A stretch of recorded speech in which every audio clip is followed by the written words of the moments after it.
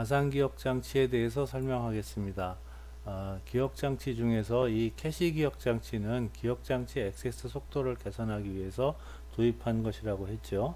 이 가상기억장치는 처음에 이 기억장치 용량을 확장하기 위해서 도입했습니다.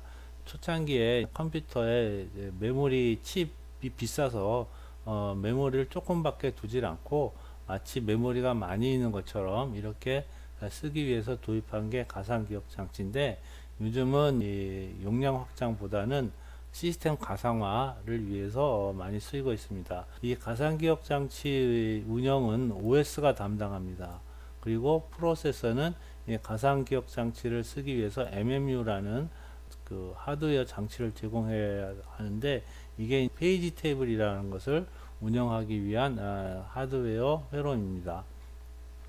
여기에서는 이 페이지 테이블에 대해서 설명을 하고요. 그리고 변환 우선 참조 버퍼에 대해서 설명을 하고, 그리고 가상기억 장치가 요즘에는 어떻게 기능이 확장돼서 사용되고 있는지에 대해서 설명하도록 하겠습니다. 이 가상기억 장치라는 것은 하드디스크의 주기억 장치의 내용을 저장하려고 확보한 공간입니다. 그러니까 그 컴퓨터에 주기억 장치 용량이 프로세서 기억 장치 공간보다 작게 탑재되어 있다라는 가정을 합니다. 그러니까 CPU의 기억 장치 공간은 예를 들어서 4GB인데 주기억 장치는 1GB 밖에 없는 거죠. 이런 상황입니다. 주기억 장치는 1GB 밖에 없는 이런 상황인 거죠.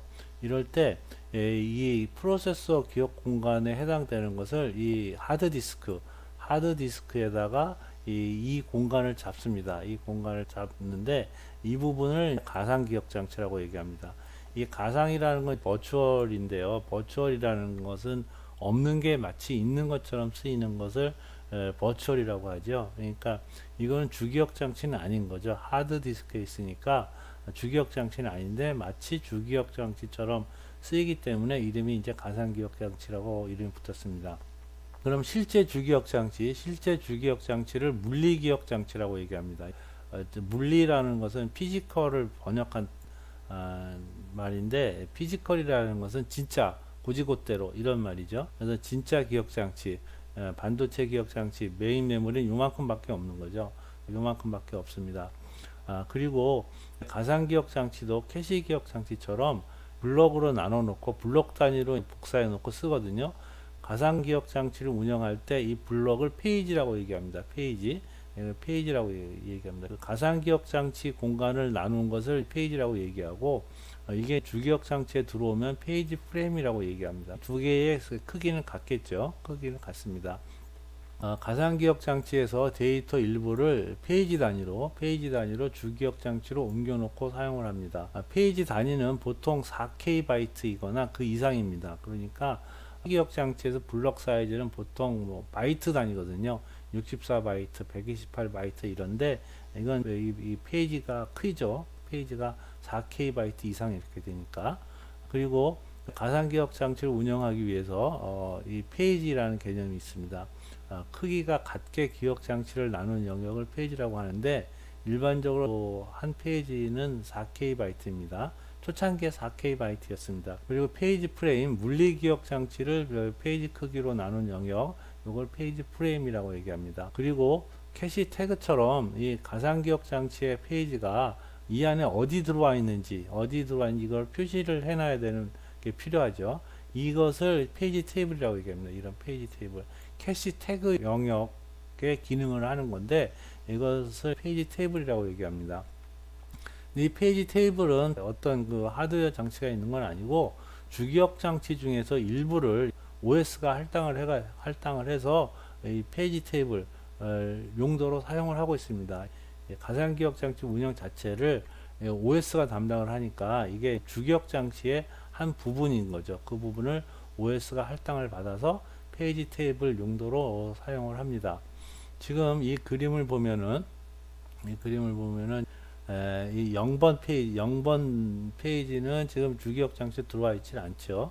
1번 페이지는 여기 페이지 테이블 보면 3번으로 들어가 있죠. 그러니까 1번 페이지는 이렇게 해서 이 자리에 들어와 있는 겁니다. 그 다음에 2번 페이지는 지금 없는 거고, 그리고 여기 3번 페이지, 요 3번 페이지를 여기를 찾아가 보니까 여기 2죠, 2.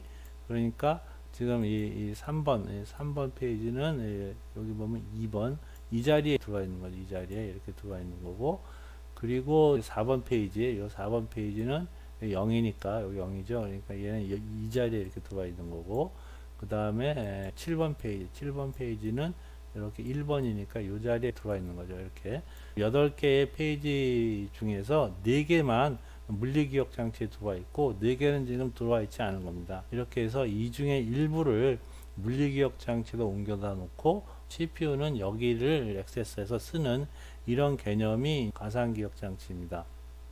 여기도 캐시 히트 미스처럼 그런 개념이 있는데, 여기서는 페이지 폴트라고 얘기합니다. 그러니까 CPU가 필요로 한 주소를 내놨는데 그 주소가 지금 이 안에 들어와 있지 않아요. 이거를 페이지 폴트라고 얘기합니다. 페이지 폴트, 캐시 미스에 해당하는 거죠. 이렇게 페이지 폴트가 발생을 하면 OS가 이걸 받아서 해당 페이지를 일로 옮겨줍니다. 현재 상태에서 예를 들어서 주기억 장치가 지금 2번 페이지, 요 페이지를 쓰려고 한다. 그러면 2번 페이지 여기 들어와 있지 않잖아요. 그러면 이게 X니까 지금 이게 이 안에 없다고 표시가 되어 있습니다. 그러면 페이지 폴트가 난 거죠. 그러면 이제 제어가 OS로 넘어갑니다. OS로 넘어가서 OS가 처리를 하게 되는데, 페이지 폴트가 났을 때 OS가 교체하는 방법, 이거를 디맨드 페이징이라고 얘기합니다. 이걸 디맨드 페이징. OS의 이 디맨드 페이징을 처리하는 부분이 이 중에서 교체할 라인을 또 하나 선택을 해야 되겠죠. 이때도 LRU라는 방법을 주로 씁니다. 예를 들어서 지금 이 3번 라인을 교체를 하겠다 그러면은 지금 얘가 이렇게 돼서 2번 요 자리에 이렇게 들어와 있는 거죠. 이 자리에 들어와 있는데 이 페이지가 들어가려니까 못 들어가게 되죠. 그러면은 여기를 무효화 시키고 여기를 2로 이렇게 바꾸고 얘를 이 자리에다 써주게 됩니다. 운영 체제가 프로그램을 수행시키면서 이런 역할을 해주는 거죠. 가상기억 장치를 운영하려다 보니까 기억장치 주소가, 프로그램에서 사용하는 기억장치 주소가 여러 개가 있습니다. 여러 개가 있는데요. 이 논리 주소라는 거는 중앙 처리 장치가 내놓은 주소입니다. 중앙 처리 장치가 데이터를 액세스하기 위해서 내놓은 주소를 논리 주소라고 하고요. 그 다음에 가상 주소 또는 선형 주소는 가상 기억 장치에 대한 주소입니다. 가상 기억 장치, 그러니까 메모리가 굉장히 많다고 생각을 해서 이게 선형으로 쭉 0번부터 번호가 있는 이 주소를 가상 주소 또는 선형 주소라고 얘기합니다. 물리 주소라는 것은 주기억 장치는 용량이 이거보다 작죠. 이 주기억 장치에 대한 주소입니다. 주기억 장치에 대한 주소, 이거를 그 물리 주소라고 얘기합니다. 그런데 일반적으로 이 두 가지는 같습니다. 이 논리 주소하고 가상 주소, 논리 주소, 선형 주소, 가상 주소가 같습니다. 이 중앙 처리 장치가 이 사용하는 논리 주소를 좀 특별하게 쓰는 몇 가지 프로세서가 있어요. 그거 외에는 이 두 가지가 같습니다. 우리도 이게 같다고 생각을 하겠습니다. 그러면 CPU가, 그러니까 프로그램이 알고 있는 주소는 가상 주소가 되죠. 이 두 가지를 같다고 가정을 했으니까 CPU가 알고 있는 주소는 가상 주소입니다. 그런데 실제 데이터는 이 주기억 장치에 있잖아요. 주기억 장치 주소는 물리 주소입니다. 물리 주소. 그래서 가상 주소를 물리 주소로 바꿔서 데이터를 액세스해야 됩니다. 그래서 이 변환을 하기 위해서 페이지 테이블이라는 게 있죠. 페이지 테이블.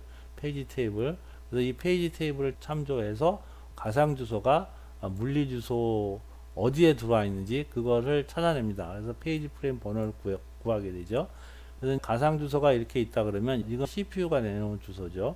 CPU가 내놓은 주소인데 이것 중에서 앞부분은 이제 페이지 번호가 되고 이 뒷부분은 페이지 안에 옵셋이 돼, 페이지 안에서 몇 번째다 하게 됩니다. 그러면 여기 있는 이 페이지 번호를 가지고 페이지 테이블을 참조를 해서 그 물리 주소로 바꾸게 됩니다. 가상 주소를 물리 주소로 바꾸는 과정이 이 그림에 있는데요. 이제 가상 주소가 이렇게 나타나면 CPU가 내놓는 거죠. CPU가 내놓으면 페이지 번호에 해당되는 이 주소를 가지고 페이지 테이블을 뒤집니다. 페이지 테이블에 뒤져서 히트인지 미스인지를 알 수가 있죠. 페이지 테이블에 적중이 됐는지 아니면 폴트가 났는지를 알 수가 있습니다. 적중이 됐으면 이 안에서 페이지 프레임 번호를 찾아옵니다. 페이지 프레임 번호를 찾아가지고 이 부분이 페이지 프레임 번호로 바뀌었죠. 요거는 페이지 번호고 요건 페이지 프레임 번호입니다. 그래서 이제 이 부분을 바꿔치기 하죠. OS 부분은 그대로 붙여서 물리 주소를 만듭니다. 그래서 이 물리 주소 가지고 주기억 장치를 액세스합니다. 요즘에는 주기억 장치 주소가 용량이 너무 크기 때문에 이 페이지 테이블이 너무 커지는 문제가 있습니다. 예를 들어서 32비트 프로세서의 주소가 32비트라고 가정을 하면 그 다음에 페이지를 4K라고 가정을 하겠습니다. 그러면 32비트 중에서 4K가 페이지니까 4K 부분을 떼내면 이거는 12비트죠. 12비트. 그러면 남는 게 페이지 번호가 되는데 이 부분이 20비트가 됩니다. 20비트. 20비트가 되면 페이지의 크기가 2의 20승이 되죠. 페이지 테이블의 크기가. 그래서 항목이 2의 20승계가 됩니다. 2의 20승이면 이게 1메가잖아요. 1메가. 그리고 이 페이지 테이블 하나의 엔트리가 페이지 테이블 안에 들어가는 이 항목이라는 의미인데요. 항목이 1메가, 이게 1메가가 있는데 이 항목이 예를 들어서 4바이트다. 그러면 이 전체 그 페이지 테이블의 크기가 4메가가 되잖아요. 그래서 이 페이지 테이블이 너무 커지는 이런 문제점이 있습니다. 그래서 요즘에는 이렇게 페이지 테이블을 두 개로 나눠요. 이게 전체가 20비트면 이거를 10개로 나눠서 페이지 테이블을 2의 10승짜리 두 개를 쓰는 거죠. 그러면 이 앞에 이름을 이제 바꿔야 돼서 이 앞부분을 페이지 디렉토리라고 하고 여기를 페이지 테이블이라고 합니다. 이 10비트 가지고 페이지 디렉토리를 뒤지면 이거는 항목수가 2의 10승이니까 1K면 되죠. 이건 1K면 됩니다. 그 다음에 페이지 테이블 이것도 2의 10승이니까 1K죠. 1K. 사실은 이게 하나만 있는 게 아니라 요 항목 하나마다 이게 1K짜리가 따로따로 이렇게 있어야 되죠.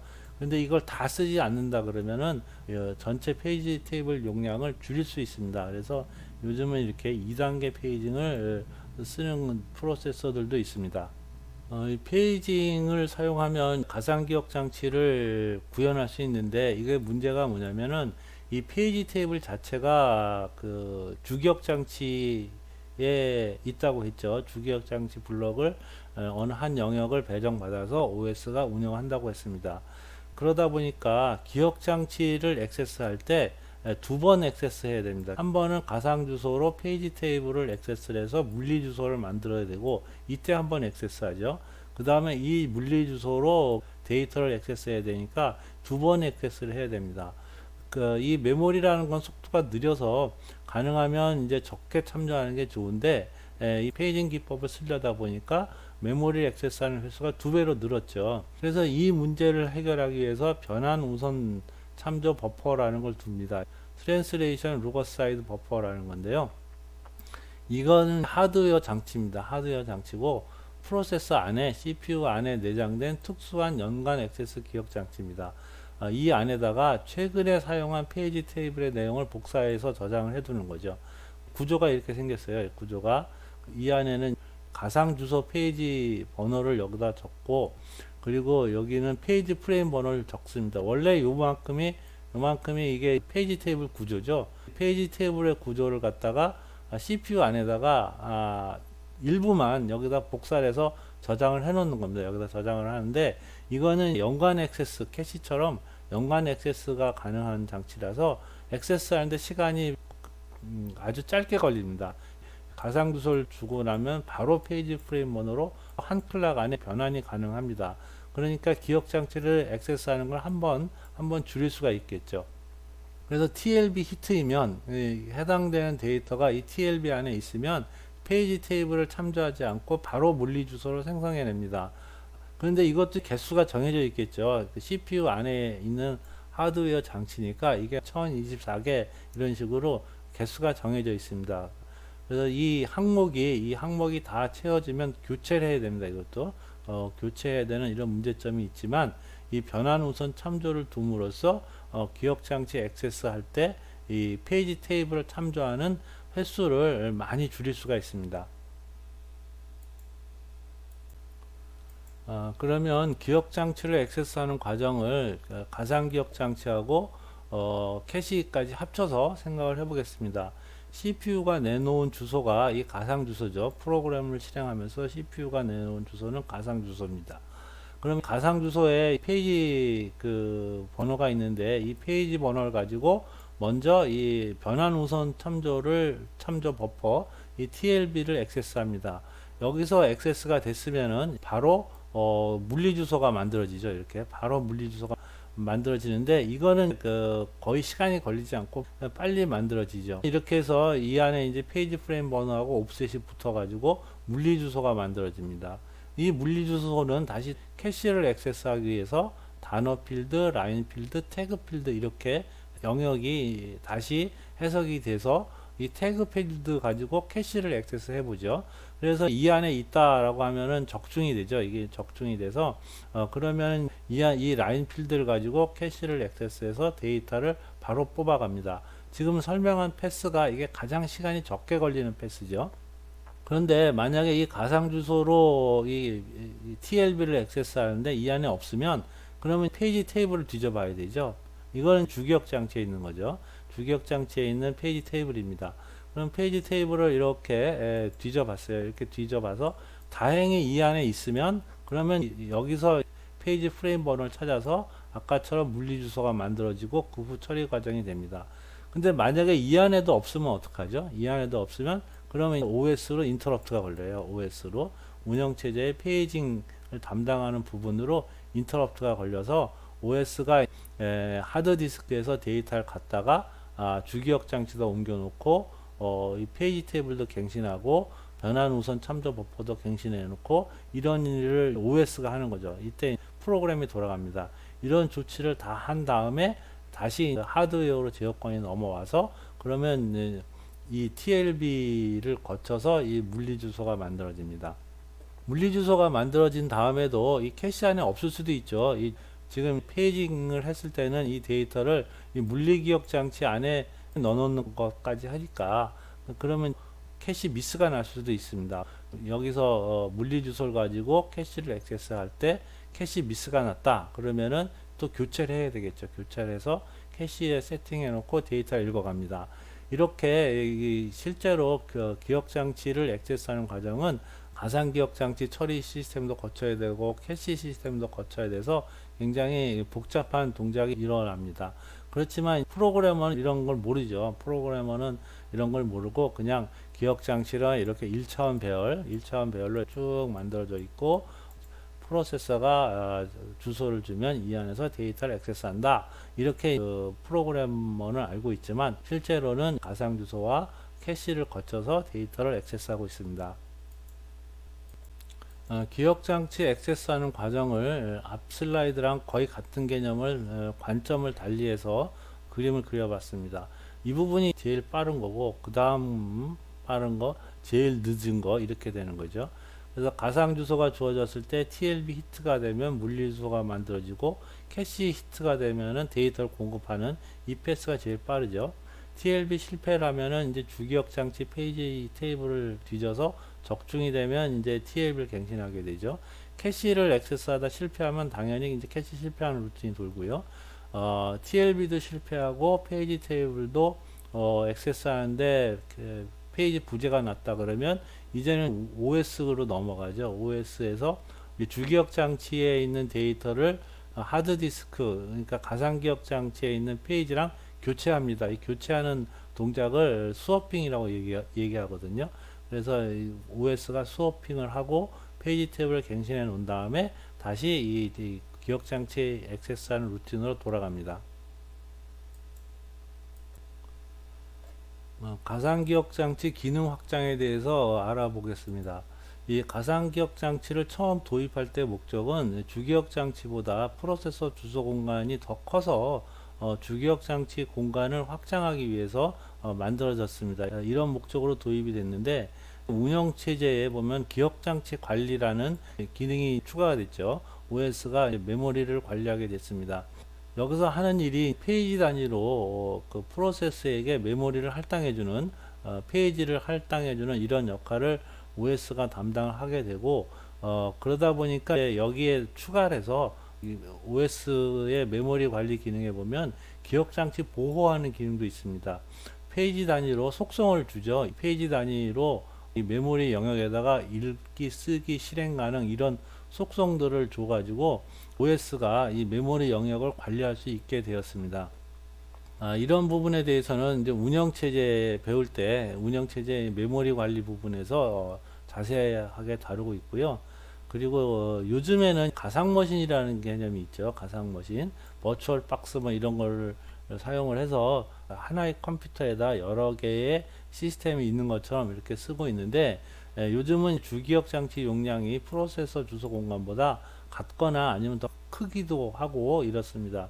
그래서 하나의 컴퓨터에다가 여러 개의 가상머신을 설치해서 쓰기도 하죠.